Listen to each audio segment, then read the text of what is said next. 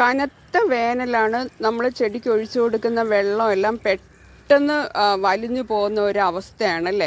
അപ്പോൾ അങ്ങനെയുള്ള സാഹചര്യത്തിൽ നമ്മൾ ചെടികളൊക്കെ നനയ്ക്കുമ്പോൾ അതിൻ്റെ ഇലകളൊക്കെ നല്ലതുപോലെ നനച്ചു കൊടുക്കണം കേട്ടോ. കഴിയുന്നതും ഒരു ദിവസത്തിൽ 2 നേരം നനയ്ക്കാൻ ശ്രമിക്കുക. 2 നേരം നനയ്ക്കാൻ പറ്റാത്തവർ ചെടികളുടെ ചുവടൊക്കെ നല്ലതുപോലെ ഒന്ന് കരിയില കൊണ്ട് പൊതയിട്ട് ആ നനയ്ക്കുന്ന സമയം ആ ചുവടും ഇലകളും എല്ലാം നല്ലതുപോലെ നനയ്ക്കാൻ ശ്രമിക്കണം.